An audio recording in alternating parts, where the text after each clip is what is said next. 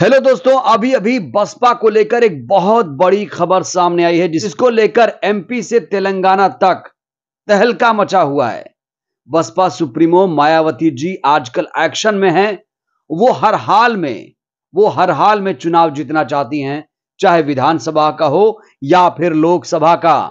कुल मिलाकर तैयारियां जोरों पर है। बहन जी मायावती जी कोई चूक नहीं लेना चाहती हैं और मजबूत तैयारी के साथ वो लड़ाई लड़ रही हैं। दोस्तों आपको बता दूं, इसी साल 4 राज्यों में विधानसभा के चुनाव होने वाले हैं और अब दिन बहुत कम बचे हैं, बहुत ही कम दिन बचे हैं।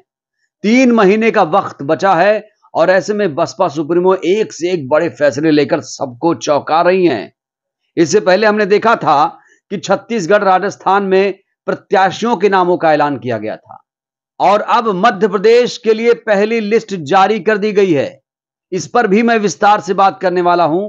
दोस्तों सिर्फ बसपा सुप्रीमो ही नहीं, आकाश आनंद भी काफी एक्शन में नजर आ रहे हैं। उनके कई सारे वीडियोस भी सामने आ रहे हैं। वो वीडियोस भी मैं आपको दिखाऊंगा कि वो किस तरीके से अपने कार्यकर्ताओं के साथ पेश आ रहे हैं।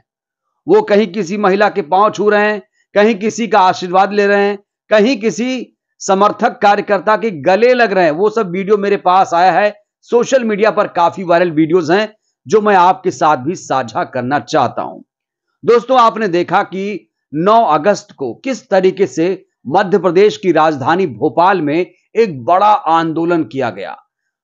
जो बीएसपी के राष्ट्रीय कोऑर्डिनेटर हैं आकाश आनंद, जो बहन जी के भतीजे भी हैं, उनके नेतृत्व में यह पैदल मार्च किया गया और इससे कहीं ना कहीं माहौल तैयार हुआ है मध्य प्रदेश में। लेकिन एक चीज मैं आपको बताऊं दोस्तों, एक चीज यह है इस खबर में कि राम जी गौतम साहब यहां पर साए की तरह आकाश आनंद के साथ थे और जो खबर सामने आई है उस पर यकीन करना मुश्किल है, लेकिन यह खबर सच है दोस्तों। खबर जानते हैं क्या है? राम जी गौतम साहब को कई राज्यों के प्रभारियों से मुक्ति मिल गई है, यानी राम जी गौतम हटा दिए गए हैं। क्यों हटा दिए गए हैं वो मैं आपको बताऊंगा, लेकिन इनकी जगह अशोक सिद्धार्थ साहब लेंगे। अशोक सिद्धार्थ साहब जो हैं वो आकाश आनंद के ससुर हैं और कांशीराम साहब के जमाने से ही बसपा के साथ जुड़े हुए हैं और काफी मिशनरी व्यक्ति हैं। ऐसे में राम जी गौतम के साथ ट्रेनिंग ना लेकर आकाश आनंद अब अपने ससुर और बसपा के कद्दावर नेता अशोक सिद्धार्थ के नेतृत्व में, उनके अंतर्गत ट्रेनिंग लेंगे, या यूं कहें कि उनके नेतृत्व में वो और ज्यादा बसपा को मजबूत करने का काम करेंगे। अब बड़ा सवाल यह है कि राम जी गौतम साहब को इस तरह से अचानक क्यों हटाया गया। दोस्तों यह भी आप याद रखिए कि जो बसपा के राष्ट्रीय कोऑर्डिनेटर हैं आकाश आनंद, वो 4 राज्यों के प्रभारी भी हैं, मध्य प्रदेश, छत्तीसगढ़, राजस्थान, तेलंगाना, क्योंकि इसी साल यहां पर चुनाव होने वाले हैं। 3 महीने का वक्त बचा हुआ है। और जो प्रकरण हुआ 9 अगस्त को, जो प्रकरण हुआ, जो गोदी मीडिया का रिपोर्टर आया हुआ था, उसने आकाश आनंद से सवाल क्या पूछा कि भीम आर्मी आपके लिए कितनी बड़ी चुनौती है। दोस्तों जानते एक बड़ा कारण इसमें छुपा हुआ है। राम जी गौतम को हटाए जाने के पीछे इस सीन में एक कारण छुपा हुआ है। जानते हैं जब ये सवाल जवाब हो रहा था, आकाश आनंद के बगल में राम जी गौतम साहब भी खड़े थे। यहां एक चूक मानी गई कि राम जी गौतम साहब ने इस सवाल का जवाब नहीं दिया, या यूं कहिए कि वो मैनेज नहीं कर पाए, हैंडल नहीं कर पाए, और एक बड़ा मसाला लेकर गोदी मीडिया वहां से चला गया, जिसको लेकर उधर एएसपी के लोग, भीम आर्मी के लोग भी लगातार इसको लेकर ट्रोल करते रहे, लगातार आकाश आनंद को पप्पू जैसे शब्दों का इस्तेमाल भी किया। लेकिन दोस्तों सच्चाई जानते हैं, हर आदमी अपने मामले में वकील और दूसरों के मामले में जज बन जाता है। यहां पर तुरंत फैसला सुना दिया कि आकाश आनंद पप्पू हैं। वीडियो में आपको दिखाऊंगा कि किस तरीके से वो अपने कार्यकर्ताओं से मिल रहे हैं। बहरहाल मैं ये कह रहा हूं, जब गोदी रिपोर्टर सवाल कर रहा था तो राम जी गौतम साहब से शायद ये चूक हुई कि वो इस सवाल का जवाब दे देते और ये भी कह सकते थे कि देखिए भीम आर्मी से हमारा क्या चैलेंज, भीम आर्मी हमें क्या चैलेंज करेगा, क्योंकि बसपा जो है वो एक मिशन है, एक आंदोलन है और ये कांशीराम साहब की पार्टी है। कांशीराम साहब की पार्टी को कोई क्या चैलेंज करेगा, इस तरह के जवाब अगर मुझे लगता है आते तो बात और अच्छे से जाती। तो ये एक कारण माना जा रहा राम जी गौतम साहब को हटाए जाने के पीछे। तो कुल मिलाकर आकाश आनंद अब अशोक सिद्धार्थ साहब के अंतर्गत काम करेंगे। और एक शब्द बार बार आ रहा है दोस्तों, ट्रेनिंग ट्रेनिंग। अब ये शब्द का इस्तेमाल नहीं होना चाहिए, क्योंकि देखिए अब वो काफी परिपक्व हो गए हैं। हाँ, ये और बात है कि जिस तरीके से भीम आर्मी को लेकर उन्होंने बयान दिया वो चौंकाता है लोगों को। तो मैं कह रहा हूं कि आकाश आनंद को शायद ट्रेनिंग की क्या जरूरत है। कुछ वीडियोस मैं आपको दिखाना चाहता हूं दोस्तों, जिससे आपको आकाश आनंद की एक और छवि देखने को मिलेगी। दरअसल एक व्यक्ति, एक लड़का पहुंचता है आकाश आनंद के पास और वो कहता है, सर मैं आपसे गले लगना चाहता हूं। तो देखिए इस वीडियो में क्या हुआ। सर मेरी वो है दिल्ली तमन्ना सर, आपसे देखा उन्होंने कैसे दोनों हाथ फैलाकर तबाक से गले लगाया। और एक दूसरा सीन भी सामने आया इसी पैदल मार्च के बाद। सीन यह है कि दो बुजुर्ग व्यक्ति खड़े हैं। पहले वो आशीर्वाद लेते हैं बुजुर्ग व्यक्ति से, उसके बाद एक बुजुर्ग महिला भी वहां पर खड़ी हैं। उसके बाद वो उनके पैर छूने लगते हैं आकाश आनंद। तो ये देखकर हर कोई हैरान था। ऐसा लग रहा था कि उन्हें उनका कोई खोया हुआ नेता मिल गया है। तो ट्रेनिंग पीरियड से मुझे लगता है वो गुजर चुके हैं। अब उन्हें उस तरह से नहीं बोलना चाहिए कि वो ट्रेनिंग ले रहे हैं। मुझे जहां तक लगता है काफी अंतर है पहले और अब। देखिए भाषणों में काफी अंतर है, तो लोग उन्हें कहीं ना कहीं पसंद कर रहे हैं। जाहिर तौर पर ग्राउंड पर जाकर देखा तो ये पता चला। तो दोस्तों मैंने कहा कि एमपी से तेलंगाना तक भूचाल, एक भूचाल तो यह है, दूसरा भूचाल जानते हैं? दूसरा भूचाल यह है कि मध्य प्रदेश की पहली सूची आ गई है।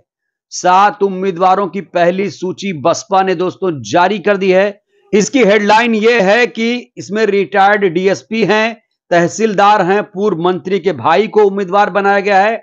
लेकिन खास बात, अगर आप मध्य प्रदेश से ताल्लुक रखते होंगे तो एक वहां विधायक हैं, काफी दबंग महिला विधायक हैं, रामबाई। पहली सूची में रामबाई जी का नाम नहीं है और रामबाई जी दमोह के पथरिया से विधायक हैं। आपको याद दिला दूं कि 2018 के विधानसभा चुनाव में 230 सीटों पर बसपा ने चुनाव लड़ा था और 2 सीटों पर जीत हासिल की थी।